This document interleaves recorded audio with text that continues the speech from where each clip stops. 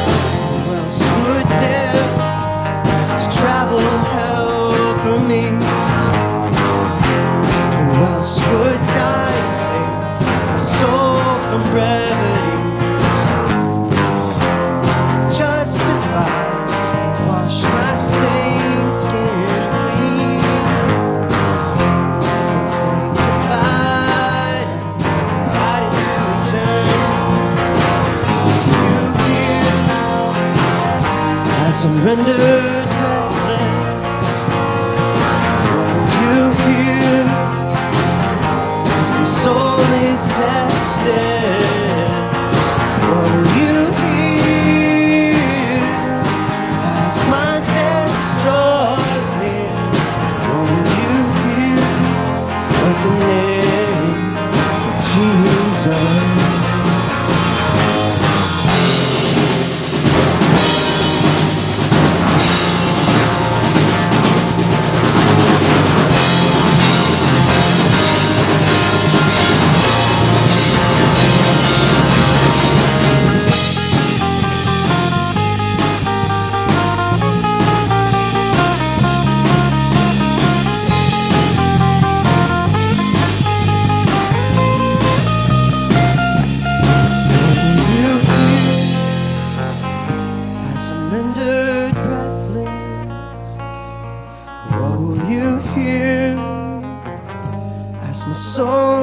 Tested.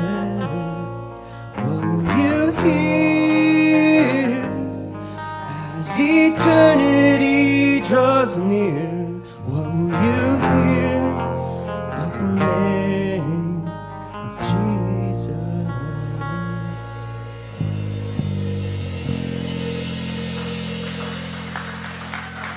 Hey everybody, welcome to StoryFest. Thanks for being here. We're going to play a song from our new album, Runaway Man, that is out now. Well,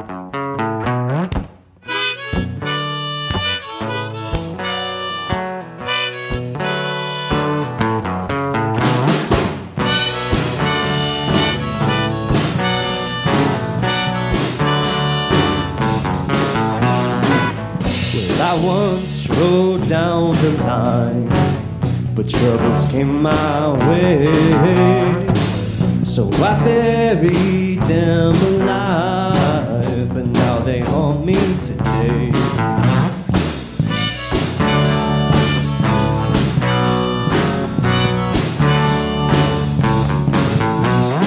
The thieves and crooks twisted my words and put my name to shame. Took 2 slugs, I put them in the earth on that cloudy day. My eyes are blurred, my boots are worn, my lies are hurt, my spirit's torn, going north for all that I've done. I am just a reminiscing gun.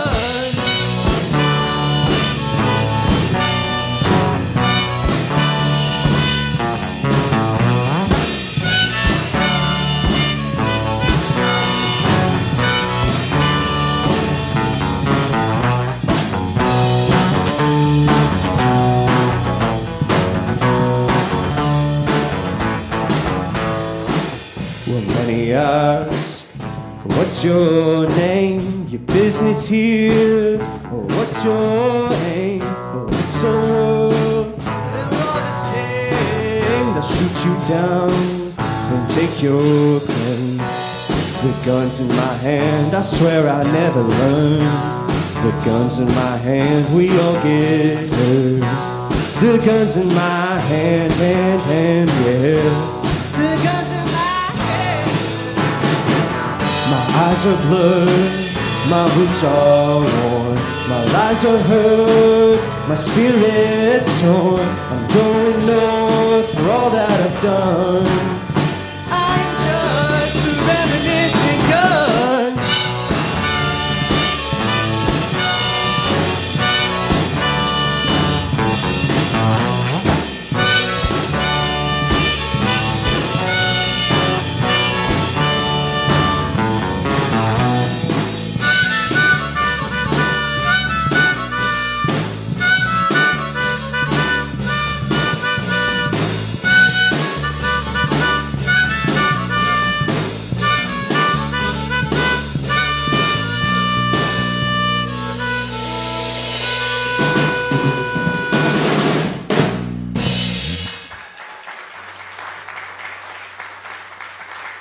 All right, we have one more, and then we're going to have our hosts come up and give a quick word. All right, this one's called The Road. We're the Broken Halos, by the way. We're all MC students, and we're really grateful for StoryFest having us. So.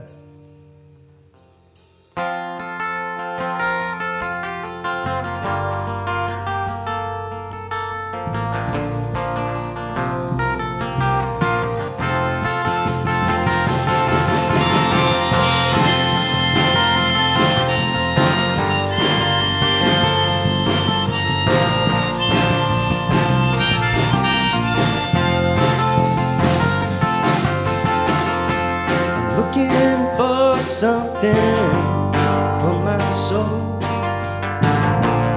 Maybe I'll find it on the road. I'm looking for something I hold. And maybe I'll find it on the road. All these and picture frames, the world begs me to stay, but I'm longing for the road.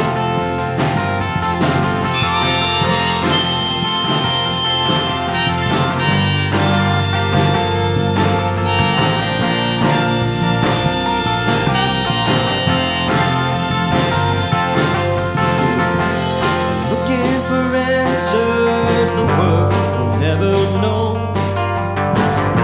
And maybe I'll find them on the road. Looking for somebody to give me hope. Maybe I'll find him on the road. All these and picture frames, the world begs me to stay, but I'm longing for the road. All ties and blinker lights, state lines and caffeine nights. Are you ready for the road?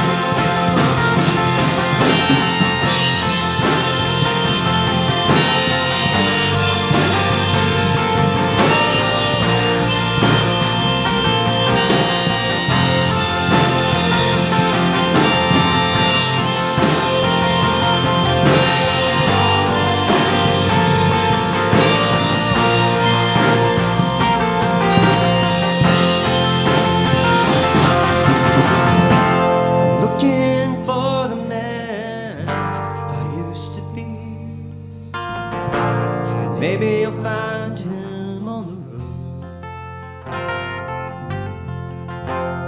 And if you get sad when you think of me, just come meet me on the road. Follies and picture frames, the world begs begs me to stay, but I'm longing for the road. Old ties and blinker lights, staying lines and caffeine nights. Are you ready? I'm ready for the road.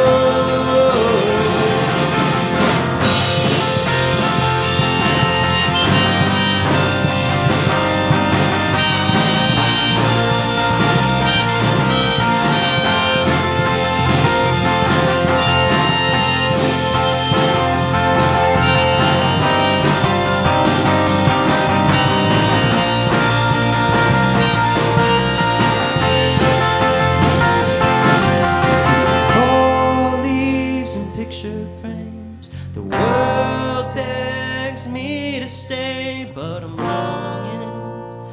longing for the road. Old ties and blinker lights, state lines and caffeine nights. Are you ready? I'm ready for the road.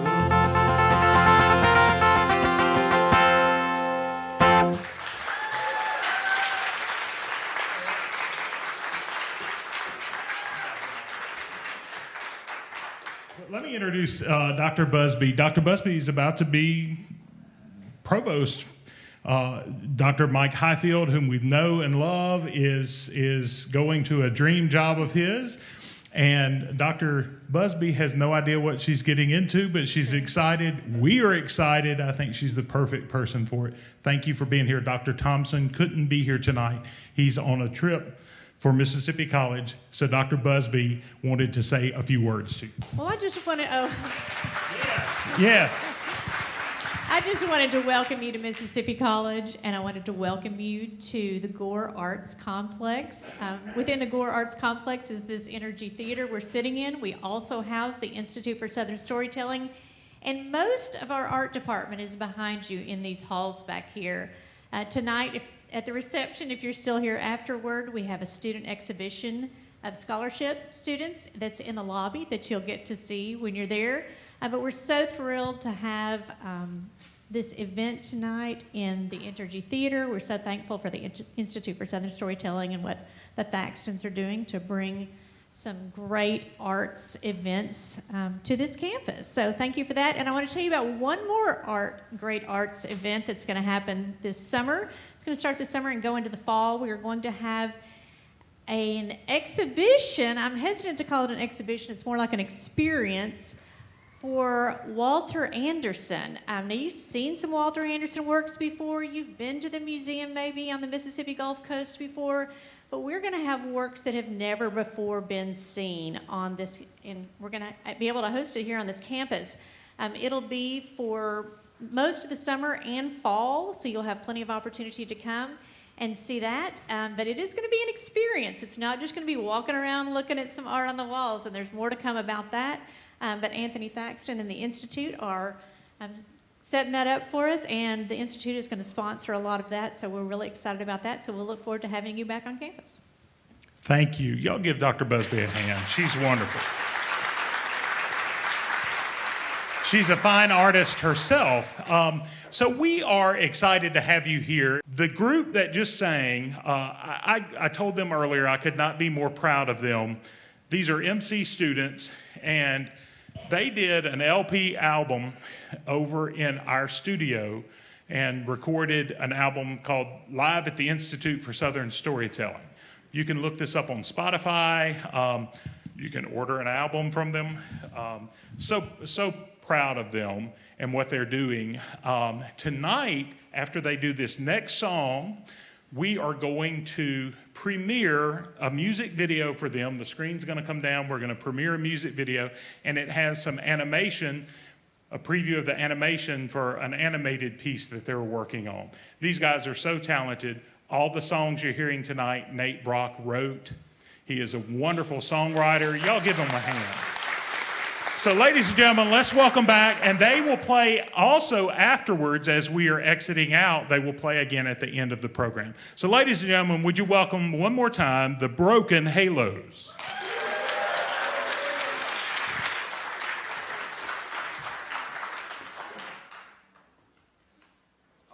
So Anthony, before we played, asked if we could just, keep it a little on the quiet side. We got old people out here. But I know y'all can rock, so we're gonna rock,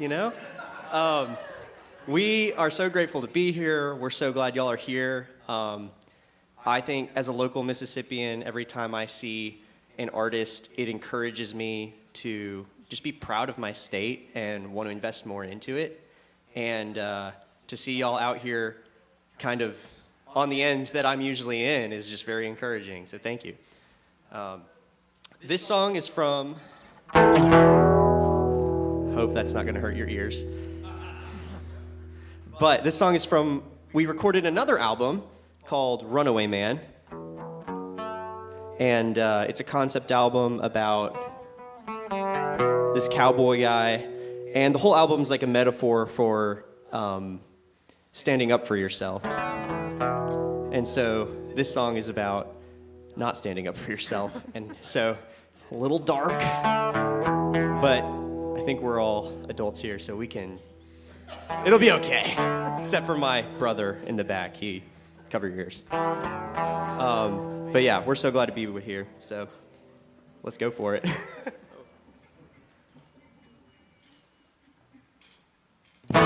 Whatever makes you happy, whatever's worth your soul, whatever makes you righteous, whatever breaks your fall, whatever helps you fight this, whatever's most of all, whatever helps your eyelids not have to see it all. See me care, I'm not there.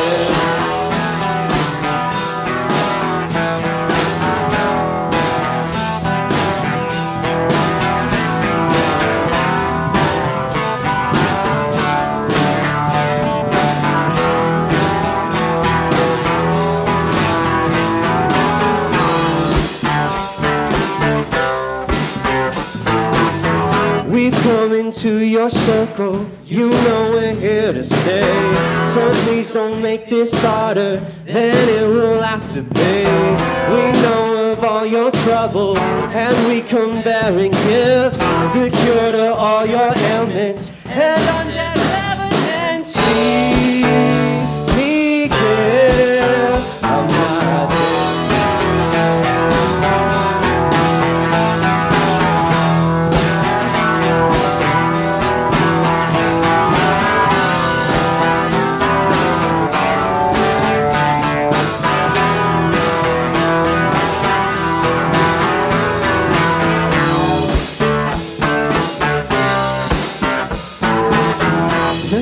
Are in the courtyard, we're gonna watch him sway.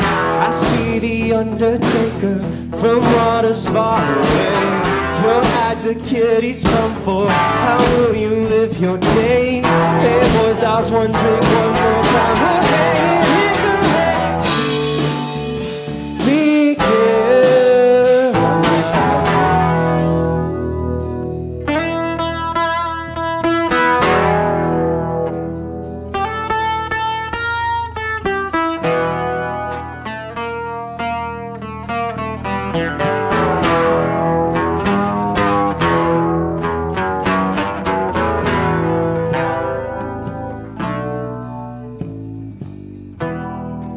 You stole a good man from this land, from this land. You run as fast as you can, running from the gun, you're running from the gun. You stole a good man from this land, from this land. Fast as you can, running from the gun, you're running from the gun.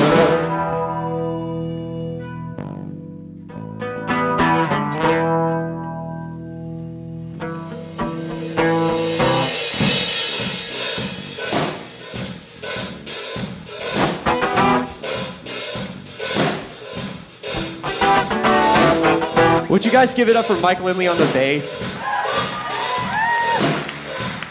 Jace joined us last week. Please give it up for him. How would y'all feel about singing? Yeah? No? You're gonna sing with me. Sing with me. It goes like this. Whoa! Whoa! Whoa! Whoa! Whoa! Whoa! Whoa!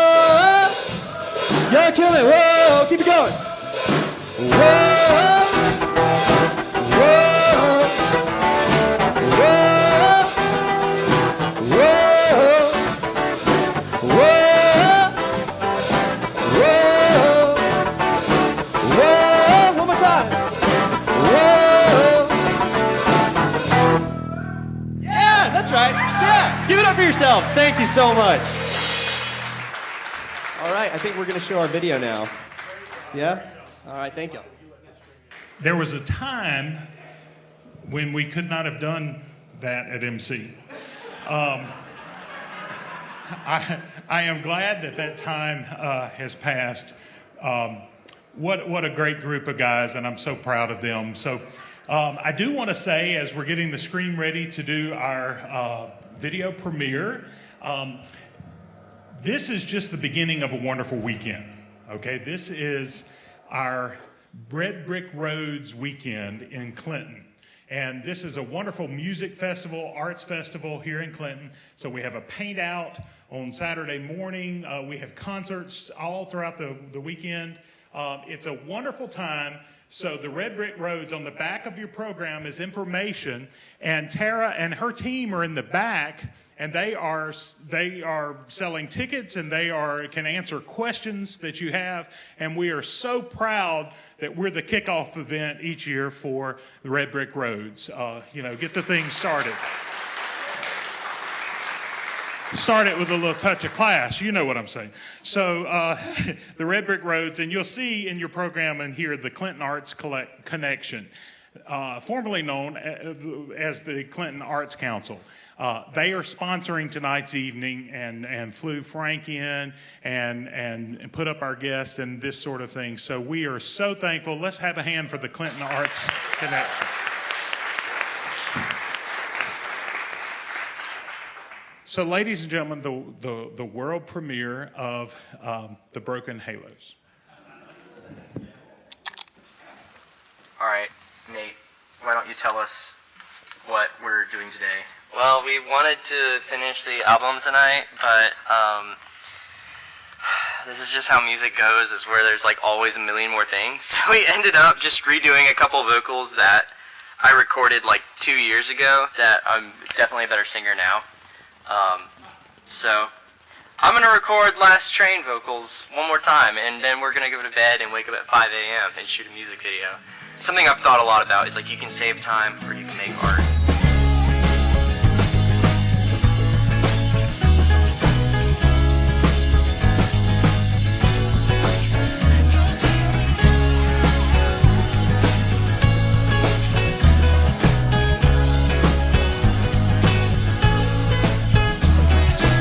Hey, I'm Nate Brock, and The Broken Halos is my singer-songwriter project. Started it in COVID when I was going through a really hard time, and I wanted to write songs that would meet people in hard places and help them walk through it, because that's what music really did for me.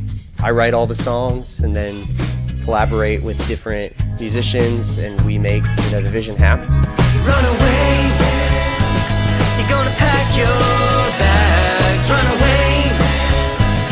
Gonna change your plans. Run away, man. I'm giving you the sleight of hand. Run away, man. I know you don't think you can. Runaway Man is our first album. It's a concept album. It is about, fear and the courage it takes to leave something, whether that's a relationship or a habit or just the wrong place that you're not meant to be in. It's about, kind of getting your eyes opened and realizing like you might be called to something else than just what you're at right now.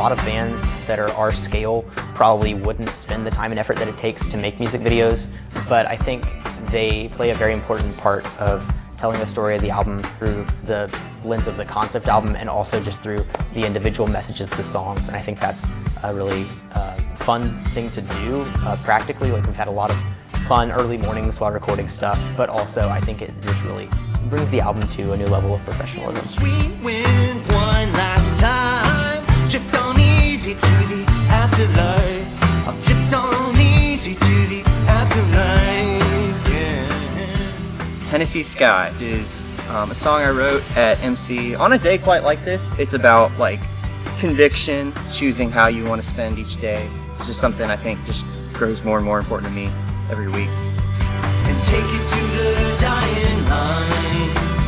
Pick the road you will take and the one you can't afford. And every mistake that you make between you and the Lord. Between you and the Lord. Today we are out here in Raymond filming a video for Ghost Town. It's a song that at the time when I wrote it, I really didn't know what it meant. And then I kind of lived it. In a way, I felt like it wrote me a little bit. So I'm really glad we're doing the video out here on this beautiful day for it.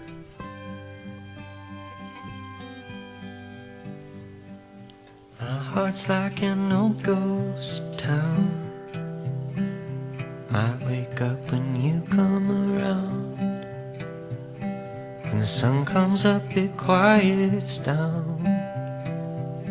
Ain't a sliver of a soul that can be found. I need you to wake it up. I need you to settle me down.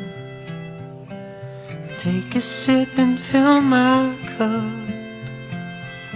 Then you pour me out on the dirty ground. I think our production style is something that really differentiates the project's music. You won't see a lot of albums that have the broad mix of sounds that Runaway Man does. You get stuff that's very pop inspired, very folk inspired, very like alt rock inspired, and I think it's a really unique aspect to the project. Runaway Man started just about the character Hickory Jones, but really this world I've just been working on burst into the scenes and crashed through the door as we were making the album. And the places the album takes place in is called the Horn of Antolin, and it's kind of this pseudo-south. I wanted to imagine a southern area with some history that was just different than, you know, how the actual South happened, but maybe has a lot of the similar themes of what the geography went through.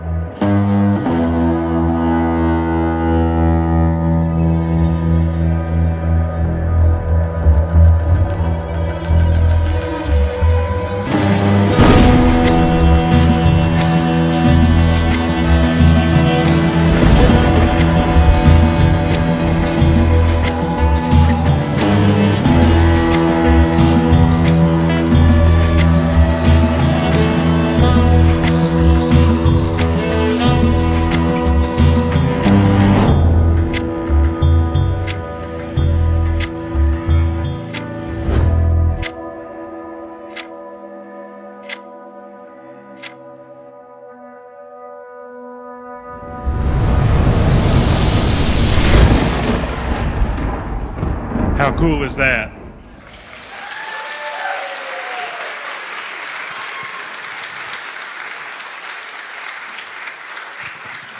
That's so some of the camera work, Elizabeth Kessel. Yes, absolutely. And we have other students tonight who are participating. Lily Meadows, we have Jake in the back. We've got Brandon, we've got folks from MC that are helping out, so we just thank all of you. But Micah, where is Micah? The bass player and the singer. Y'all, editing is hard work and putting things together and all. Micah did all of that. That is terrific, terrific stuff. Very proud of you. All right, you'll hear again from them in a little bit. So now, ladies and gentlemen, let me introduce you to someone. All right. When Dr. Sam Gore, how many of you know and love Dr. Sam Gore? Okay, yes. When Dr. Gore got me to Mississippi College, he said, "Now that I've got you here, Anthony, I've got you a roommate."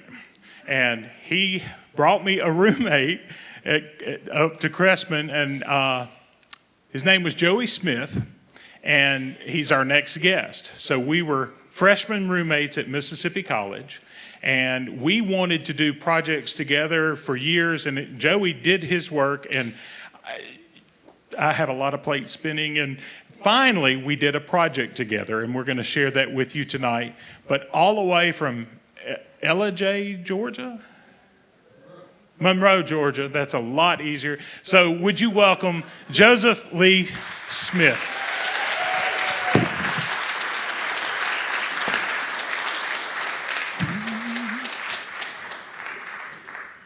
So are you ready? Have you had fun so far? You better believe it.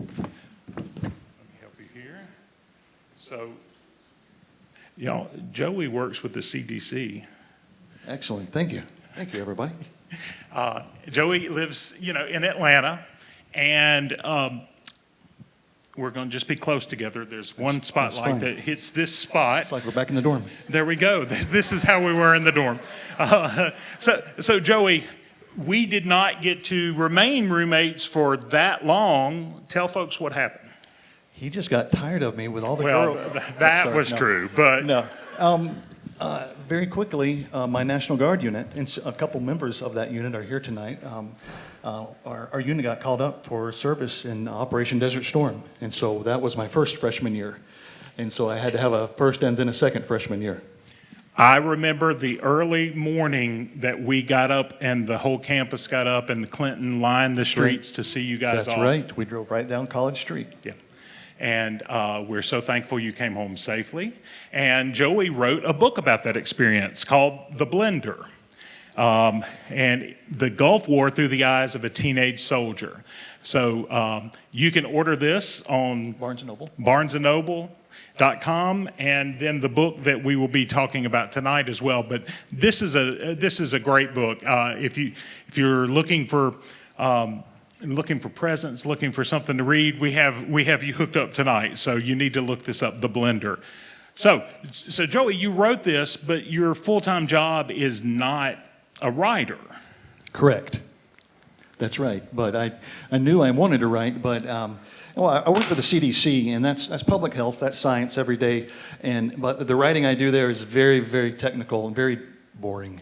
And You're in the communications I'm in department. communications, right. I'm writing speeches, I'm writing talking points for our scientists who are giving speeches about neurofibromatosis and all this. And so I knew I wanted to have something a little more creative. Well, that was pretty creative. I think the CDC is pretty creative. I'm just trying to be funny. I'm sorry, I was not making any kind of commentary. So you shared with me writing over the years. One of the pieces that I remembered, and we were working on a comic book together at one point, Right. which kind of part of that morphed into the novel that you wrote. It did. So I'm excited about that. But you wrote a piece about Elvis. And sleepwalking, and do you remember that story? Vaguely. This guy, oh my gosh, it was one of the funniest stories I've ever read. And if you're ever looking for something to do and you want to stalk somebody on Facebook, look up Joey. And he has two teenage sons, Corbin right. and Carter.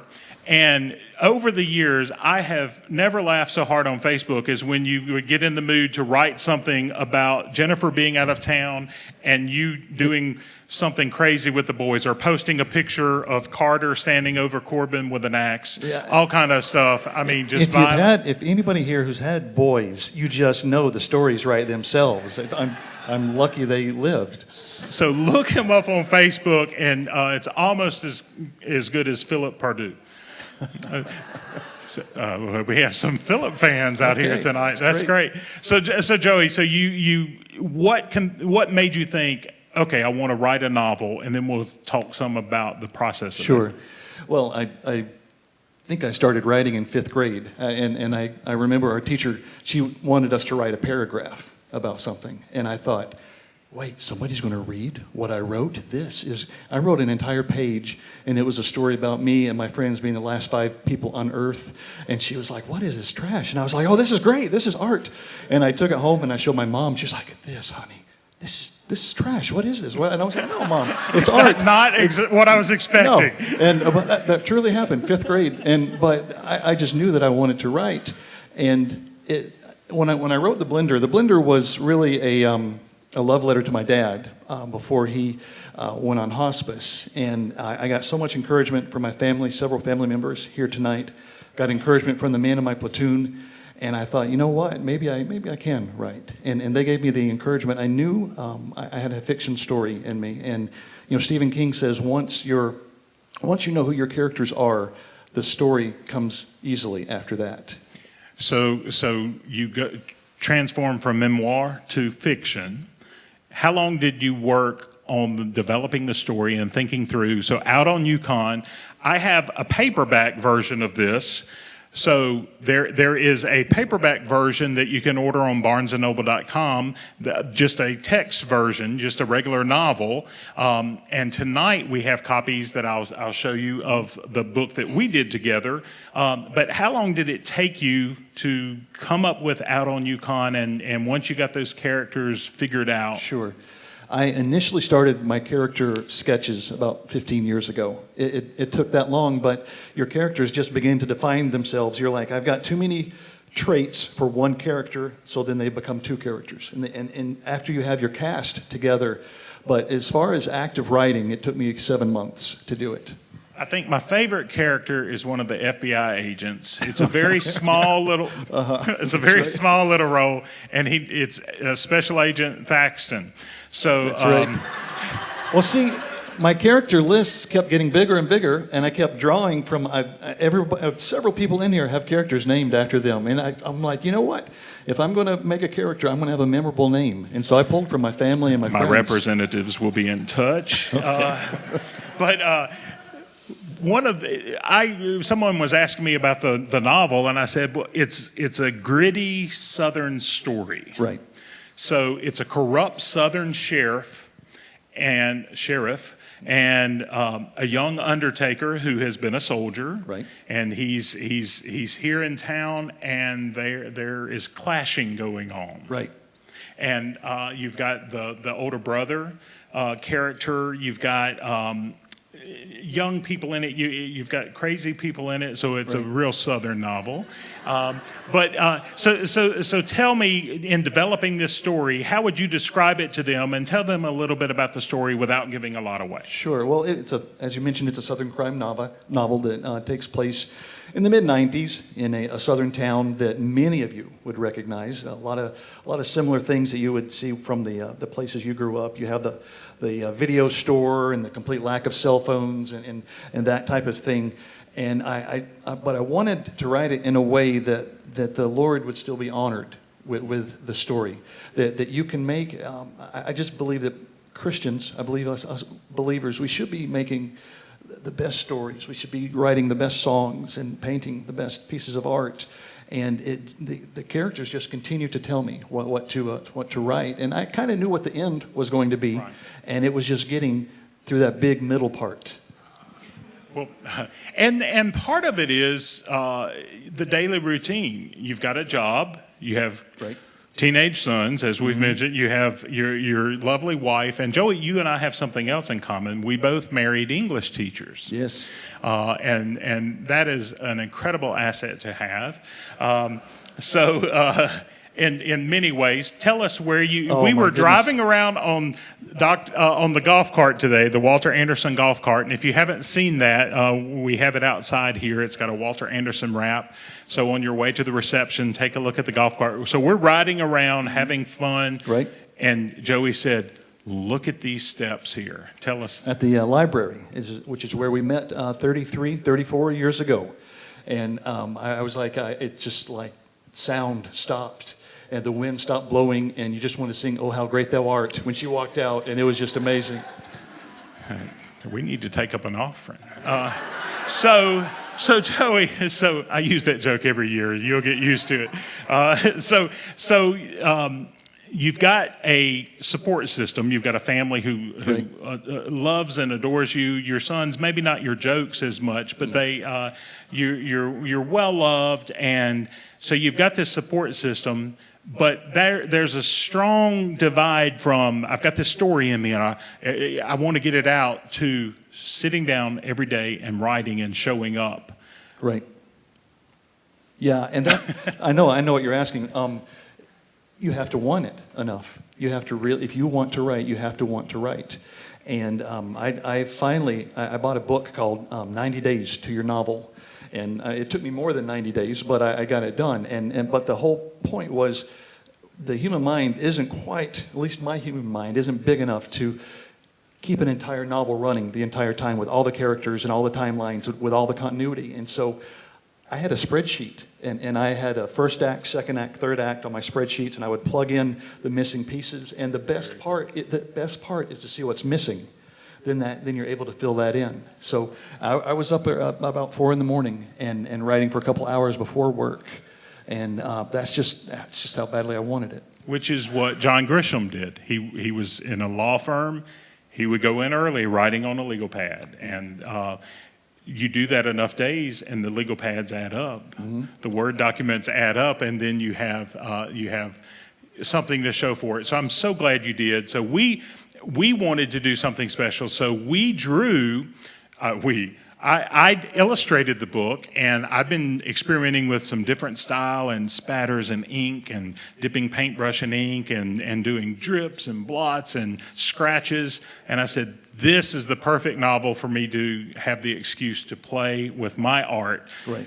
And I would send Joey images, and he's like, "Oh, more of that." I mean, yeah. we had a lot of fun back and forth. Back and forth. It was wonderful. And even with, I gave you a suggestion towards the end, even in the Yes, novel, and absolutely. that was fun. Yes, that was fun. I won't spoil it, but it was. It improved it 100%. Yes, it did. It sure did. So,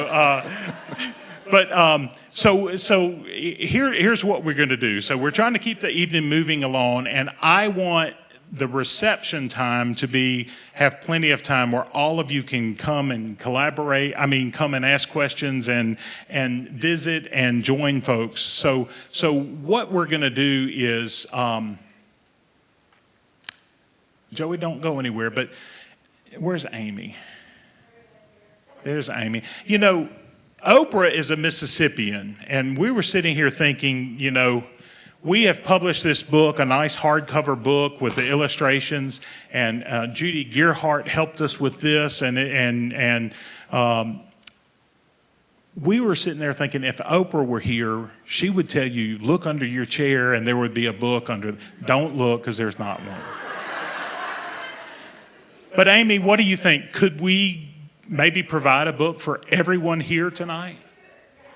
What do you think? Y'all come on down. You get a book. You get a book. You get a book.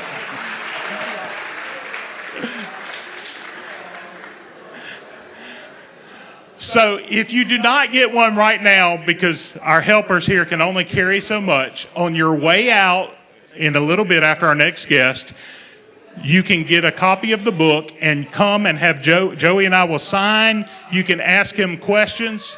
Hey, you didn't know you're going to get a free book, did you? Hey, this is a good deal. This is a good deal. And it's not just a book. It's a really good novel. It's a really good novel, and I think you're really going to like it. So that was kind of fun. That was excellent. Look at them. Very good. Oh, they like us now. Yeah, see? I have always wanted to say, you get a book, and you get a book. And so tonight, my dream came true. There you go. Outstanding. So as now everybody's all aflutter, but so just to wrap up, Joey, and people are going to have questions. They're going to want to come and say hello to you. what do you hope? Do you have more projects that you want to do? Do you have more books in the works? But what are your hopes for this book and all the things that you are able to do creatively like this? You know, the biggest thing for me is that you're able to read something that I wrote and that you might get something personal out of it, something that might bring you some hope, something that might bring back a memory that you had. That's really what I'm thinking about right now, is that you read something that I wrote and it makes you feel better about where you are right now and you feel a little more loved. There's a redemptive part of the story, and you guys are going to love this. So y'all give a hand for Joseph Lee Smith.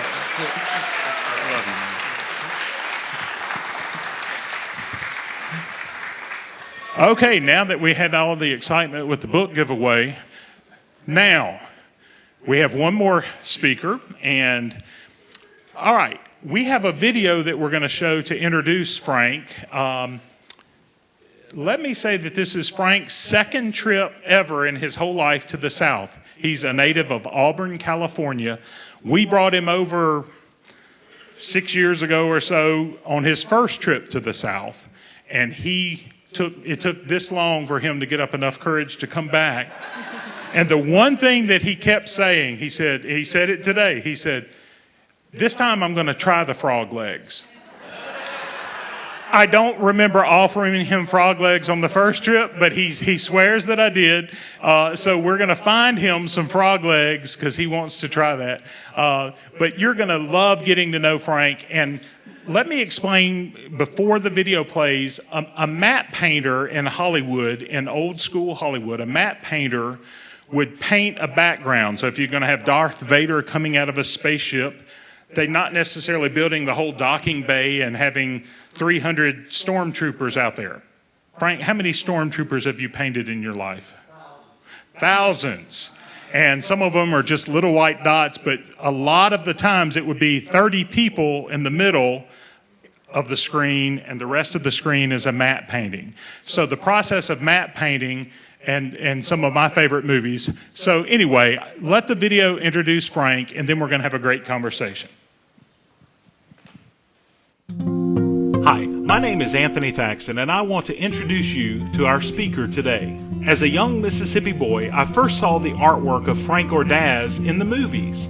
I love the Indiana Jones movies, the Star Wars movies. I love Star Trek and E.T. I even instilled that love for the movies into my children. My son Bryant acted in short movies we put together. Know the power of the dark side. It's on. My daughter Sydney dressed as Princess Leia for Halloween. These movies have been a part of our lives and culture. And Frank Ordaz painted matte paintings and backgrounds for all of these movies and many more while working at Lucasfilm and Industrial Light and Magic. Our paths crossed at a Christian art conference, and Frank and I became fast friends.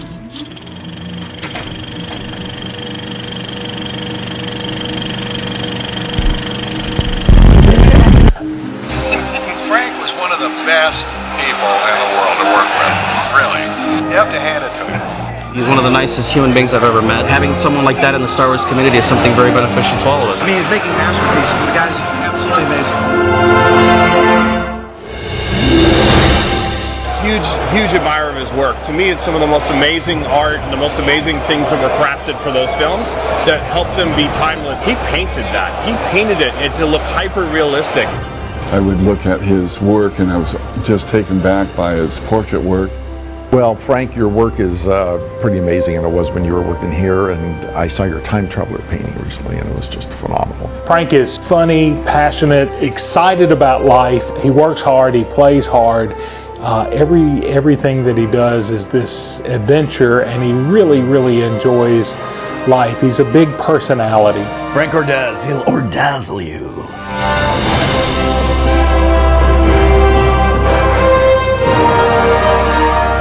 Gotta love the vintage Volkswagen. The interesting thing was that while Frank worked at ILM for a few years, when he left there, he kind of left that life behind. But Star Wars was kind of out of his mind. He didn't have things up in his shop. He didn't have a wall of fame or anything like that. It was just something that he had done and kind of moved on. when we got connected was exhilarating to me. It was fascinating, and I wanted to be a part of that. The idea of working on a documentary about Frank figuring out his path and his journey. So what are your thoughts on Mississippi so far? Him processing, wait a minute, this was something of value, this was significant. I have an Emmy for my work on 2 of the Ewok movies. Man, Emmy's a big deal. Yeah. But I had no idea what was about to happen. Frank's path from art school to working on Hollywood blockbusters eventually took him to the White House, where, at the request of Laura Bush and President George W. Bush, Frank painted the official image for the White House Easter egg roll. Frank was a seeker during his time at working at ILM. He explored different belief systems in search of the truth. And it wasn't until he saw the witness and life of co-worker Ben Burt that he started his journey towards a relationship with Christ. Ben Burt, 4-time Oscar winner who did all the sound effects in these great movies, was a believer, and his life spoke to Frank, and the journey began.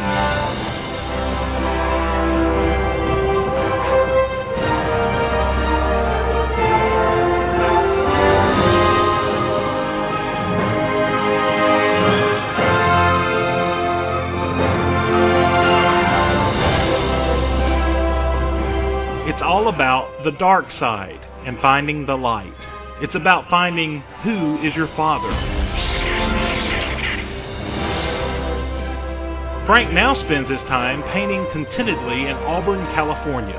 His beautiful wife Jana and his great sons Isaac and David are the loves of his life. And now we are so excited to introduce to you the legendary Frank Ordaz. Let's make him welcome.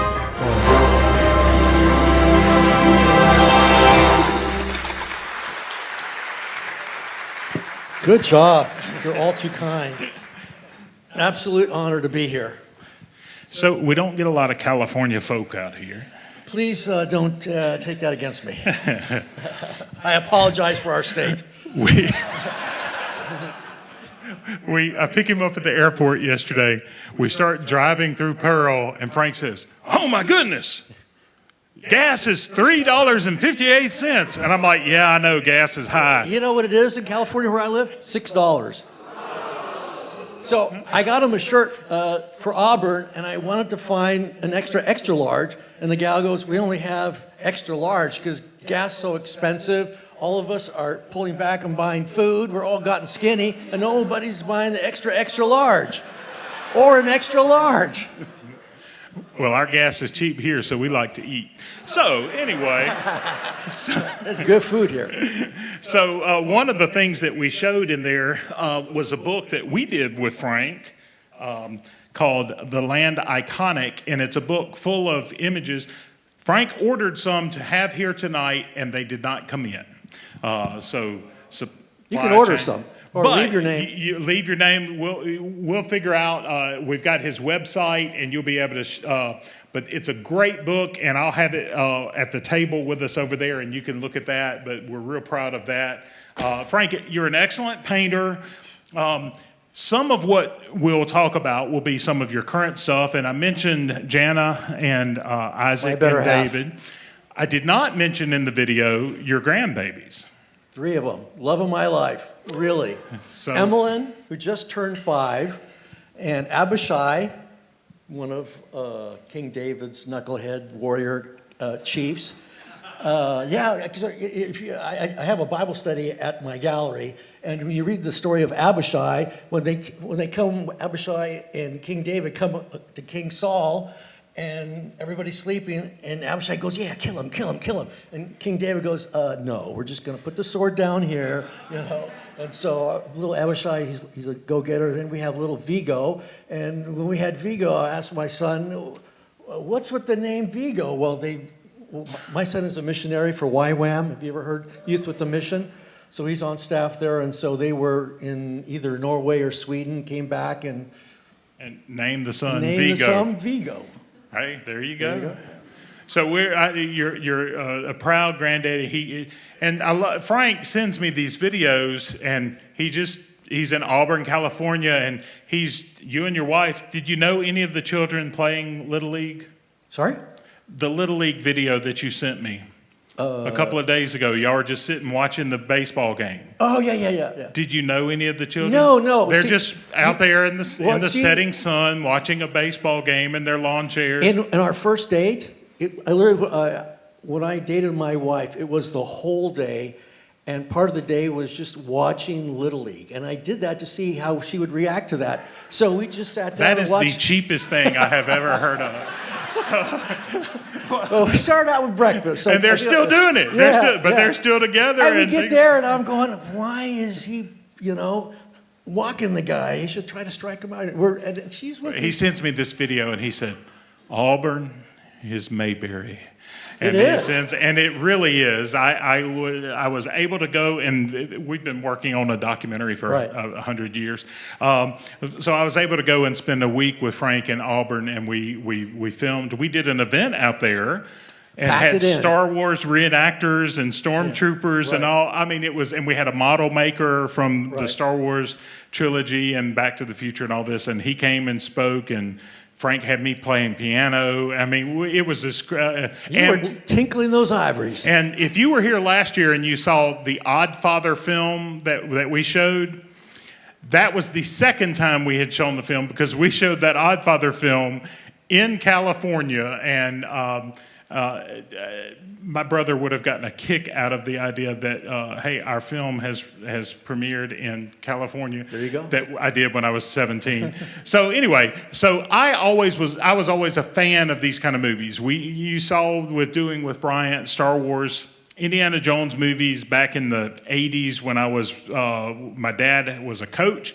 They had a video camera because you got to film those football games. That's important, and you got to watch the plays. And so I would borrow the video camera on the Sunday, and I would use that and get my cousins to be little Indiana Dusty Joe and his brother Chad, and we would be running through the woods from the Indians. So all of these movies were so special to me. We did a Christian conference together in Florida, and I called Frank, I didn't know him, and said, would you mind if I videotaped your presentation? He said, sure.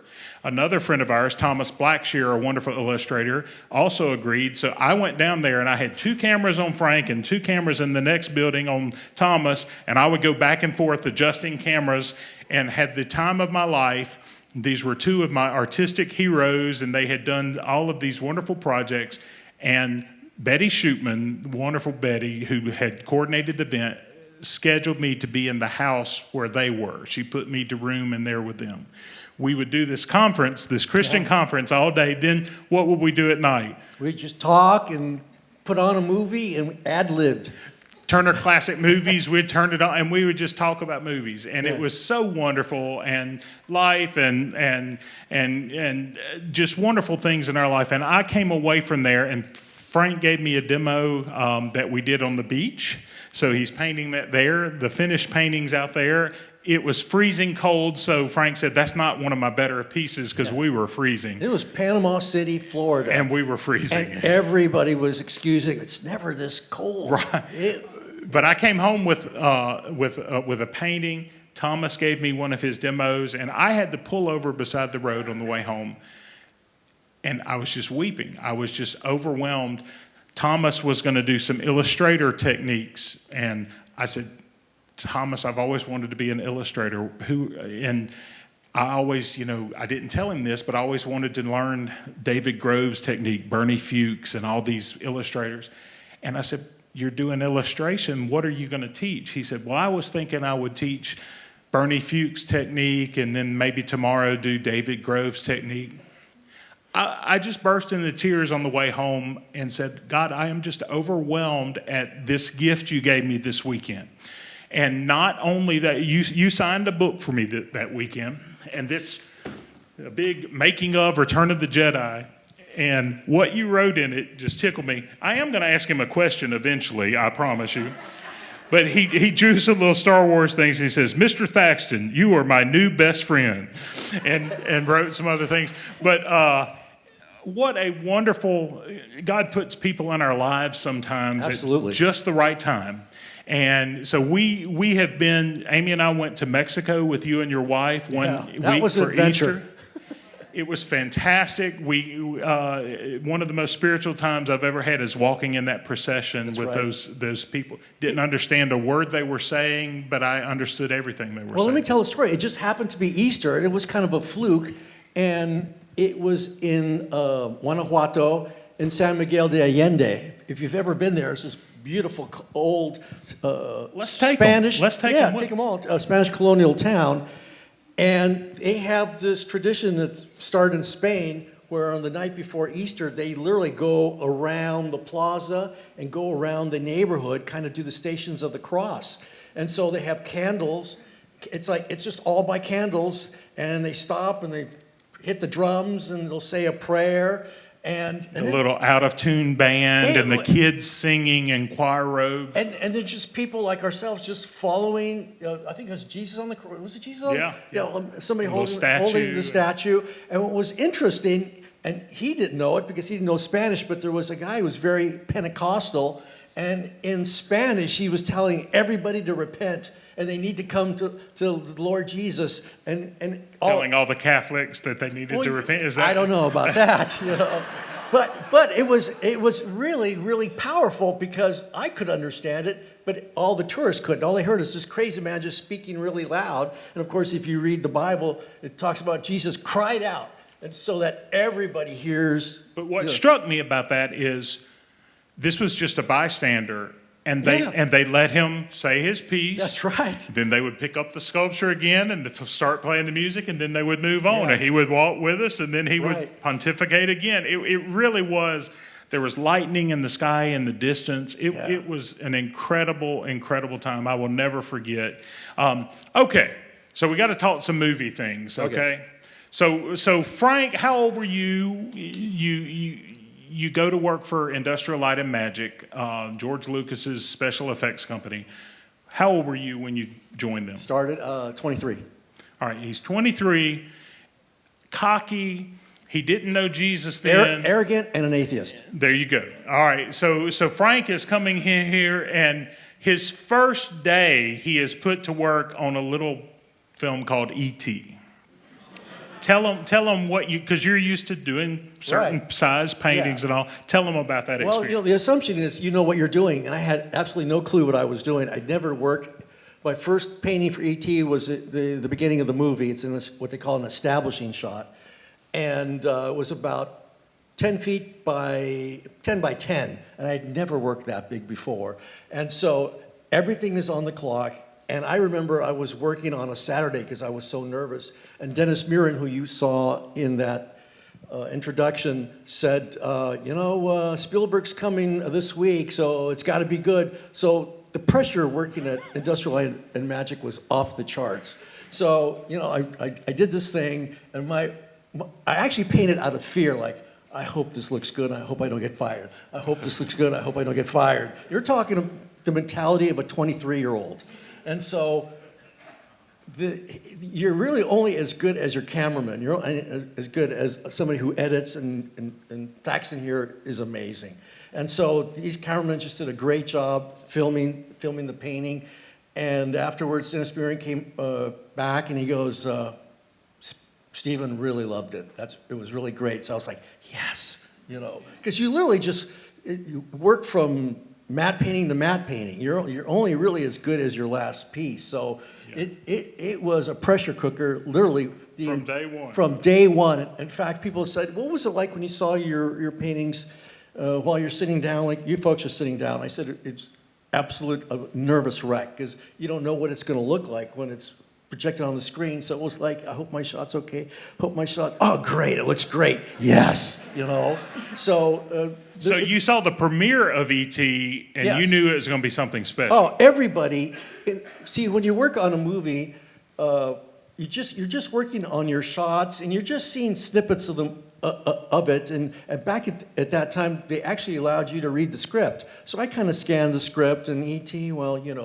What's an E.T.? Steven Spielberg had done Close Encounters of the Third Kind, so we knew it was going to be somewhat good. But we saw these child actors come in, and we did some of the models for the bicycle shot and that sort of thing. So you can only kind of feel what the movie's going to be like. So when we actually saw the finished movie, after it said the end, everybody kind of looked at each other. Stephen was kind of in the front row with George, and everybody went, "Oh, this is going to be a big hit." That's like everybody knew it was like a big hit, and in fact, it was. It was. And It was a big hit. And Spoiler. Then, just for like a fun story, Stephen was so happy with what we had done at ILM that he chartered a yacht, and he essentially invited everybody at ILM.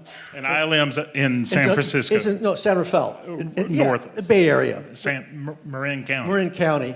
And so here I am, I'm 23 years old, I'm on this yacht. They got a reggae band playing on one of the decks, and there's Steven Spielberg and George Lucas, and we're just, navigating around the bay, and I just pinch myself and go, I can't believe I'm here, It was an amazing experience. And you said Spielberg, very talkative. Extremely talkative. What was Lucas like? Very personal. He's just very shy. Actually, I've heard him talk more now that he's actually sold the company than he ever did when we were around him. And he even expressed, I just don't know what to do with my employees. And he just right to the point, do this, do that, that's good, okay, great, next. That was kind of how he interfaced with us. But when we interfaced with Steven Spielberg, yap, talk, and, stories, and actually really fun. Well, he said that Industrial Light and Magic was his happy place. He would if it was up to him, he would never leave because it was a lot of fun going there. So you have touched on, so you do matte paintings, and we're going to talk about some specific projects. So, but you also helped in the model shop. I mean, there are hundreds of people in these special effects companies. Thousands. How many people were there when you were there? 45. Okay, so a very limited amount of people. So when they needed help on a Death Star model for Return of the Jedi, which was going to be just a matte painting, and then George said, no, I want it to be 3D. Right. So when they needed to do a model. Yeah, I worked on the skin. But here's an interesting point. What most people don't realize, back then they called, the first trilogy of Star Wars, they called that the Golden Era, because ILM was a small company. And somebody like myself, I could work in the art department, which I did. I could work in the model department, which I did. I could help the model guys the special effects guys blow up a model, which was a lot of fun because we had to kind of pick things up or certain things we had to maneuver. We could also be an extra and act in the movie. Like you saw, I was in Indiana Jones. And if the model department needed us to do something, like, do you guys remember Indiana Jones, that scene where they've got that little ore car and it's like a giant a roller coaster ride? Yeah. Well, that's a huge. I'd say that's like a 20-foot set. It's big, and so they just needed people to just kind of glue things together and make little trusses. And so I was working for the model department for a whole week, just making trusses. And it was a wonderful experience, and half the time it's like I'm getting paid to play. Now he says that, and it sounds all glamorous. But it was still stressful. Now tell us. So you mentioned Temple of Doom, which is Indiana Jones. Those early movies are just my favorite. I was 9 when Raiders of the Lost Ark came out, so it's still my favorite movie of all time. Temple of Doom, very close second. I mean, I love Temple of Doom, but. So I was about 12, 13 when that one came out, and we came off the shrimping boat, and my dad, it's 11 in the morning, and before we go back to Picayune that didn't have a movie theater, we convinced my dad, we'd been shrimping for 3 days, and we smelled rotten, and we convinced my dad, please let us go see Temple of Doom. So he took us in our white shrimping boots and fish scales all over us, and we were the only ones in the theater, thank goodness. And oh my gosh, it was just wonderful, and I will never forget that. And I bought the comic books and I bought all these things, but here you are as an extra in one of the scenes. So they filmed that shot with the matte painting out at Skywalker Ranch. Skywalker, right. So I got paid $1. He got paid $1. That's the glamorous world of the movies as an extra. But they basically came in the building and saying, Frank, you look like you could be in India. Come here this way, you know, and they're just grabbing people. They needed a brown skin. And true, it's really true. And this is in the 80s. Yeah. But they came and just recruited people in the shop, and you can see Frank in the movie. My favorite, my favorite matte painting you did was in Temple of Doom, and it was those stalagmites and stalactites in the cave. Well, let me tell you about that. That was an afterthought. So they came to our department and go, Steve wants to add a shot. And so he wants to add a shot where India... Like an establishing. Well, yeah, before they get into the ore chase, the cart, he wants to make it kind of look like teeth and kind of like a ghoul. And you think you can do it? And I go, well, it's my job. Yeah, I'm going to have to pull it off. So Stephen did a little drawing. Yeah. And did I bring that book? Did you open that box? Did I? It's over there. Yeah. So so Indiana we'll Jones. Yeah. So Stephen kind of did this drawing. It's like, okay, this is kind of the idea. And then from there, back in the day, you would paint a little sketch. So I painted a little sketch. That's presented to Spielberg. And it says, yeah, that looks good. That's what I want. Then from there, we did the painting. And so now everything is totally digital, so that I'm like a dinosaur from a whole other area. So it's really like you're talking to the past right here. I know. Really? So my favorite thing about that is, though, Jaws 3 came out about that time.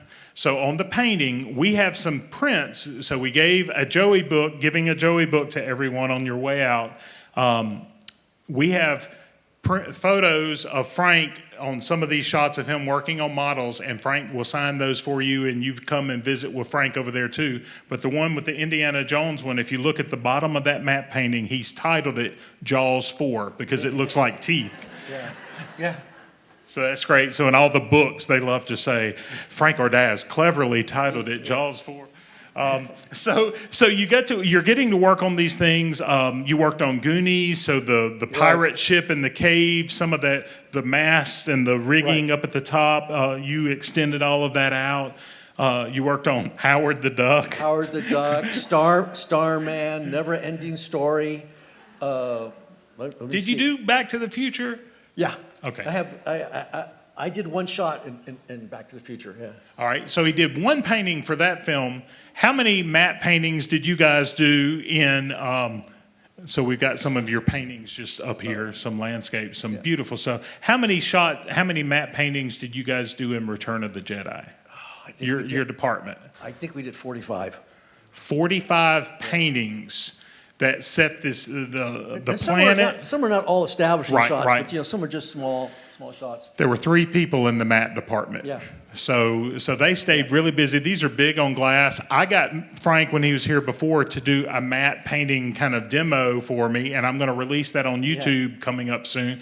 That is out in the lobby too. So he did kind of showing the matte painting techniques, and we had your glass. And we would joke, we said there's a little bit of art history right here, because we have an Italian, Mike Pingrazio. Yeah. We got an Englishman, Christopher Evans. I said we have a Spaniard, Frank Ordaz. So it was kind of like we had the 3 traditions, because they always would needle me, because I'd like to be a little bit more expressive in my brushwork. And so they said, oh, you're doing that kind of Velasquez thing, aren't you? And I go, well, it's in the blood. And then Jet Green comes along. So there were female matte painters.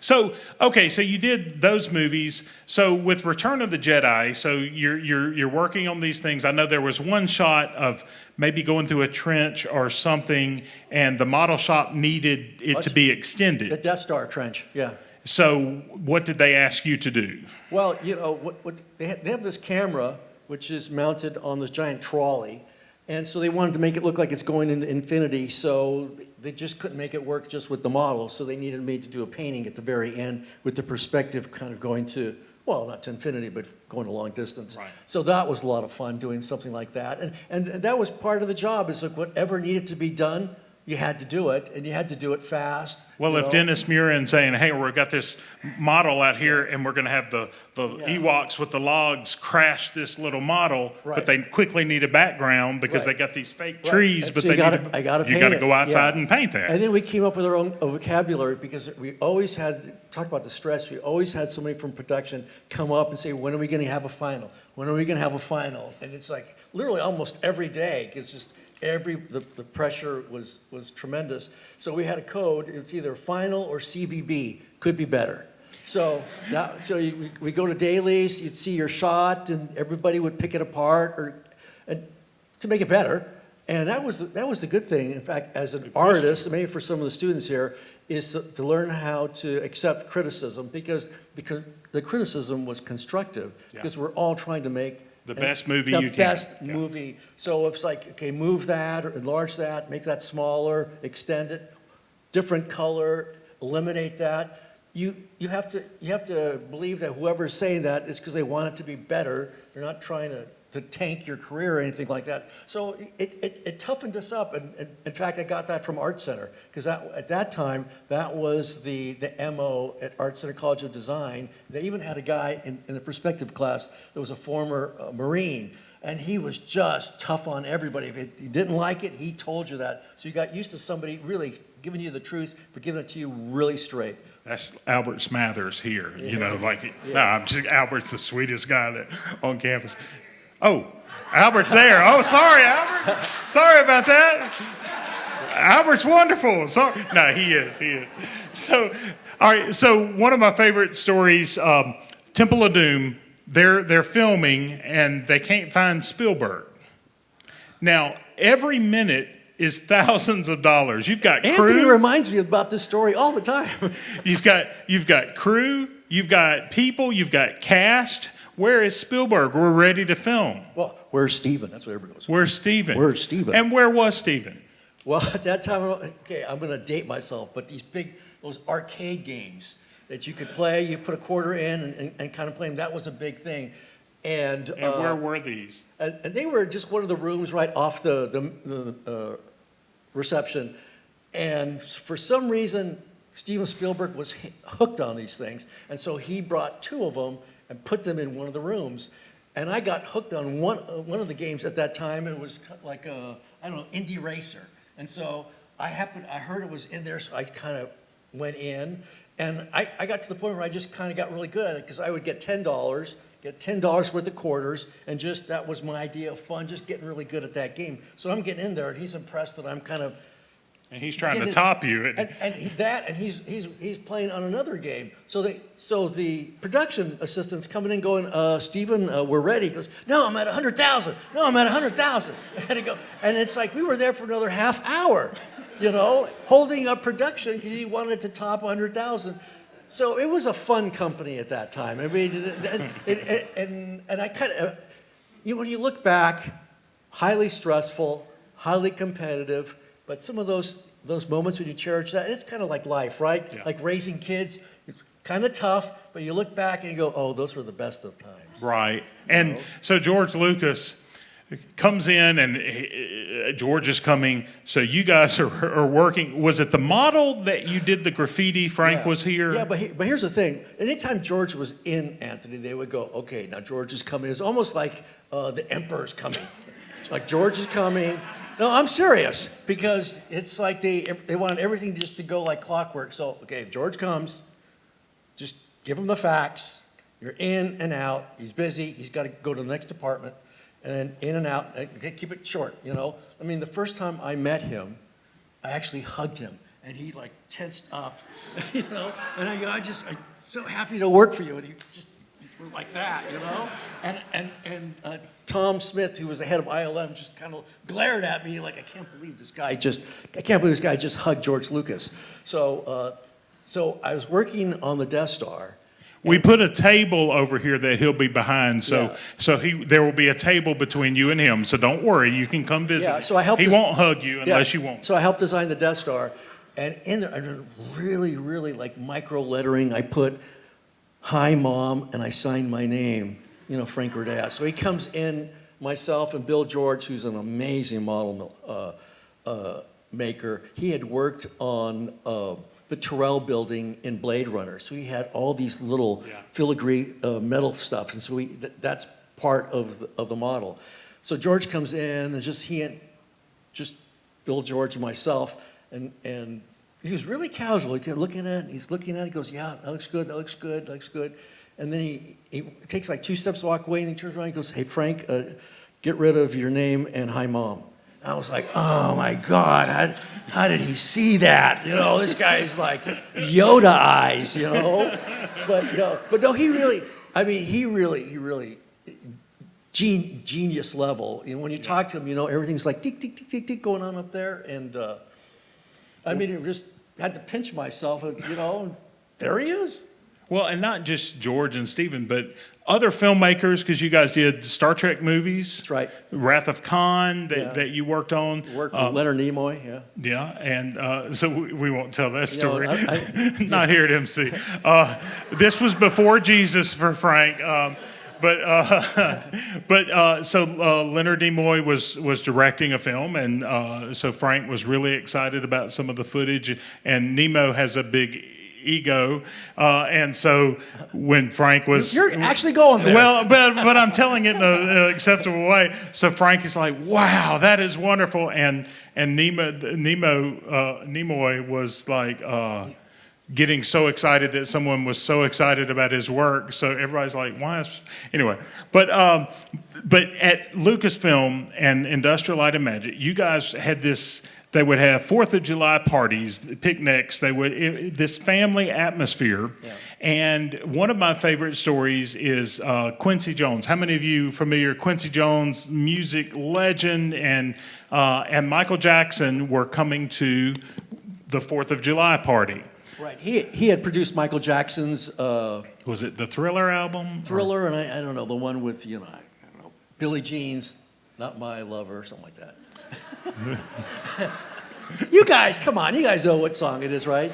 All right, but there's a cool twist to this story because, okay, so Frank grew up and you played trumpet. Yeah. All right, so go from that angle. Okay, and this goes under the heading, people go, do you ever miss being there at ILM? I go, not really, and this is kind of a story that'll lead me into that. So I was a big fan of jazz and big fans of Quincy Jones. Most people don't know that Quincy Jones used to play trumpet, and he was the bandmaster and backup orchestra for Frank Sinatra. And so I knew a lot of that stuff. And I also had one of his albums. So they, again, at ILM, they put out the word that, okay, we're having our 4th of July party, and you got to leave Michael Jackson and Quincy Jones. Just maybe say hi to them, but don't bug them, and you want them to have a good time. Okay. And here comes Frank. The company's really small. Yeah, I wasn't going to hug him though. And so I saw Quincy Jones, and I just had to go up and talk to him. So I went up to Quincy Jones, and I said, "Hi, Mr. Jones. I really love your music, and especially your album, Walking in Space." And he just stopped. And he goes, "You know that album?" I said, "Know that album. I love that album." And then I rattled off all the songs from that album, Killer Joe, blah, blah, blah, blah, blah. He's like, "Wow, that's cool." He goes, "You want to party with us tonight?" I go, "Yeah," And he, at that time he was married to Peggy Lipton, who, okay, guys know, is that for the older people, who Peggy Lipton was? Mod Squad, remember that? And so, and Peggy Lipton had a baby, and of course we know that baby's name is Rashida, and she's, Rashida Jones, The Office. And she's in The Office.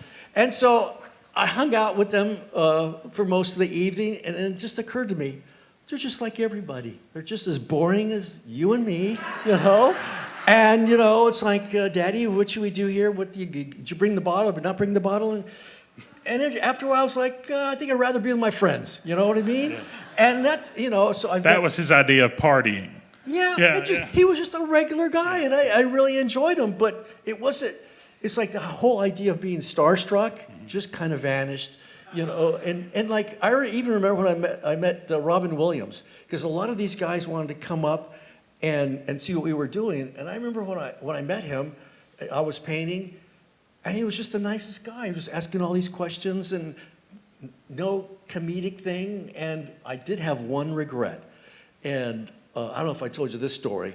I met, I'm a big Santana fan, and where I lived was the original conga player for Santana. So we got to be friends, and he had his own little band there in Marin County. And he says, "I'm going to go play tonight. Why don't you come?" And Carlos is going to be there. He said because he lives in Tiburon, which is also in Marin County. And he said he's going to be there. He might just do a song. You get to hear Carlos, and he might want to meet you. I don't know. So I showed up, and true to his word, Carlos did one little set, and we're talking just maybe not even 30 people in this nightclub, and he's just doing his guitar thing. And I'm like, wow, amazing. And so the set is over, and so Joe comes out, and he goes, hey, Carlos wants to talk to you, wants to meet you. And I went, are you serious? He goes, yeah, he told me, bring you backstage. So I go backstage. Again, this is one of my regrets. So I go backstage, and there's Carlos sitting on an amp, and he goes, hey, I wanted to meet you. And he's kind of a cosmic guy, and he goes, I just want to thank you for what you're doing for the world. And I go, oh, that's pretty good, Carlos. And he goes, hey, is there any way you can give me a tour at ILM? Because at that time, being at ILM was a big deal, because we just did Jedi, and we did Empire Strikes Back, and people knew us for being the special effects company. We're talking 83, 84. There was the only. We were the big dog in town, and I didn't take Carlos seriously. I was like he didn't mean it, And I could have followed up because I knew his friend, and that was because he was the nicest person, to meet. Shame on you. I know. So no, but you were. But they're just when you meet them, people. they really are. They have a gift. I love that he wanted to meet you. That's great. So here you were, young, and again you were trying out some different religions. You were trying out different. I tried out pretty much everything. And then you see Ben Burt. So Ben Burt, you saw him in there. This good man right here took me to Skywalker Ranch and Skywalker Sound to meet Ben Burt. He did those sound effects. I looked at the keyboard there and I said, is that the keyboard you did? He said, yes. R2-D2 on. He said, do you want to hear it? So he turns it on and starts doing the sound and on. We weren't supposed to be filming. I pull out my iPhone and I'm filming it. And but he was just wonderful. And we got to tour the ranch house and see all these Norman Rockwell and N.C. Wyeth and Maxfield Parrish paintings. That's pretty much George Lucas's personal art collection. Today, when I mentioned that to Frank, he said, you got to go in there? I'm like, you took me in there, so I don't know if we got to go in there. But we did, and we got to see all the library and all. It was just astounding, and I can never repay you for taking me to. I nerded out. Yeah, you can. Frog legs. Y'all gonna have. Somebody said today Barry's Seafood does frog legs, so all right. So I think we're gonna try that. So, but when we went there, so Ben Burt was very influential in your path, wasn't he? Yeah, because at that time I was really lost, and my whole family was in Southern California. I was by myself, so I got myself in a whole bunch of trouble, and I'm not going to go there. Usually, when people tell their testimonies, you can kind of go a little too sideways, but I was lost. And so I needed a foundation, I needed a rock, and I kept my eye on Ben Burt, because somebody said he's a Christian. And I noticed a lot of people, a lot of employees, their lives were falling apart.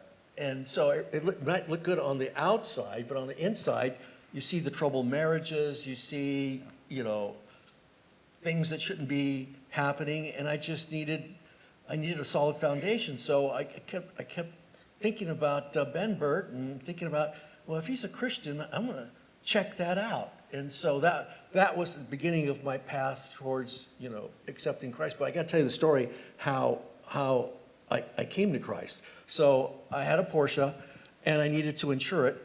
And so I just opened up the Yellow Pages. For some of you young people, it's this thick book about like that, and it's yellow, and that's where you go to get phone numbers, for businesses. And so I looked under insurance, put my finger down there, and it was Allstate or something. And I call up the guy, and he goes, "Hey, are you there? Because I want to insure my car and blah blah blah." He goes, "Yeah, I'll be around." So I drove there, and I literally treated him like little people, and showed him my car. And I sat down in his office, and he told me this later. He didn't want to say what he said, but he felt like the Holy Spirit come on him. And he said, "You are probably the most arrogant young man I've ever met." you know? And I felt like this presence pushed me back against my chair. I almost fell backwards. and I couldn't move. And so he says, you really need Jesus. And he laid the gospel on me. And I go, well, okay, well, what do I do? He says, well, he invited me to this church that this church met at a carpenter's hall, and I had dropped off a hitchhiker at one time, and I said, what's that? He goes, that's our church. And this is, a year before, and I go, that dump is your church? I said, why would you want to go to that dump? That's the church I got saved in. Wow. Isn't that amazing? Wow. And so his name was Jack Maher. Great voice. Now, at any time had Ben Burt, this early influence, at any time had he spoken to you about Christ? It was just the example that he was living. Even Ben Burt was like a legend there. It's like, ooh, that's Ben Burt, Yeah. So we worked in a separate building. Right. He was over at Skywalker Ranch, so he was miles away. So our paths didn't cross. But it's like you could have a witness just by the example of your character, and that's how he witnessed to me. That's great. Because of his character. Yeah. And that's how I just saw, like, man, that guy, he's got something that I want. And he was also a former Marine, so there was something, See, Albert, So I'm fascinated by your faith journey, and you and Jana have you were talking about Isaac's work and all. You're wonderful kids, and David, I love David. I'm blessed because both my boys are believers. Yeah, and I think it's important. You were there doing films, driving a Porsche. You don't drive a Porsche now, but you were, for a time in your life, in the fast lane. Definitely. But not that, hey, I've got to leave all this because I'm going to find Jesus, but your life just took a different direction. Right. You started painting and illustrating books. You did wonderful things. You can look up and find some of his books on eBay and things that he illustrated, just wonderful things. The First Easter is First Easter. Yeah, is my favorite. The very first Easter, you can find that. So your path, it wasn't necessarily running from all of that. It was running to finding yourself and your artistic journey. And now you have this wonderful shop in Auburn. People come in off the street. 16 years I've been there. Wow. Yeah. People come in off the street and would just sit down, and Frank says, can I paint you? And he'll just paint people and one of he paints the town characters. So the time traveler is one of them. And we're just about to wrap up, but one of the things you told me just impressed me so much. So Frank didn't know I was going to share this. So he's talking about all of these people, that he's painting and these characters. He said, but Thaxton, people like you, sometimes I rub people the wrong way out in California. He said, I've felt in my heart, I need to paint some of those people that I don't get along with. So he's been inviting people to come into his shop and using that, not to witness to them or anything like that, but witness to me. Just a healing experience. I really felt the Lord saying, you're painting people that you like. What about painting some of these people that you both kind of cross each other's path in the past, especially during that whole COVID period. And so I went, oh Lord, that's a little too rough on me. But I really feel you that. You got to stare them down. Well, what's interesting is when I'm painting somebody, I'm thinking about them. Yeah. And thinking about being a peacemaker. Blessed are the peacemakers. And so it's like the Lord really pressed on me. I want you to paint some of these people that you have not got along with. So I'm like, okay, I'm gonna do. That's my next adventure. And if he ever has me back, you'll find out how that went. But I just love that. There are so many stories. There are so many just wonderful things. You guys will have questions. You'll have questions for Joey. You'll want to talk to these members of the band. And again, the procedure that we're going to do before we wrap up is you guys will exit out of the back, and those of you who do not have one of the books, get your copy of Out on Yukon, and then come around. About 25 of you can go in for the first flight of the time machine. You saw it today. What'd you think of it? It's amazing. It just blew me away. But see, he wanted to be in the Imagineers, so it has that whole Disney quality. Extremely impressive. So, thank you. So we want you to come experience that before it's over. So some of you do that, and some of you gravitate in here and get your Southern snacks and bring your comments and questions. So we're going to have Frank whisk this way and Joey, and we'll kind of get settled in there. But make sure you get your books, and the band is going to play again on the way out. Michael, you can come on up and get the screen up. And so we just what a wonderful night. And I know you've got more questions. He's got more things to say. So come and visit over here. We've got free photos. You can choose a couple of photos and get Frank to sign those for you, and he can tell you stories, and we'll be over there signing books. But we appreciate you coming. Go to the other events in the Red Brick Roads Festival. It's going to be a great weekend, and we're just excited. Do you like us bringing these events to Clinton? So, ladies and gentlemen, a big hand for Frank Ordaz. A fine American.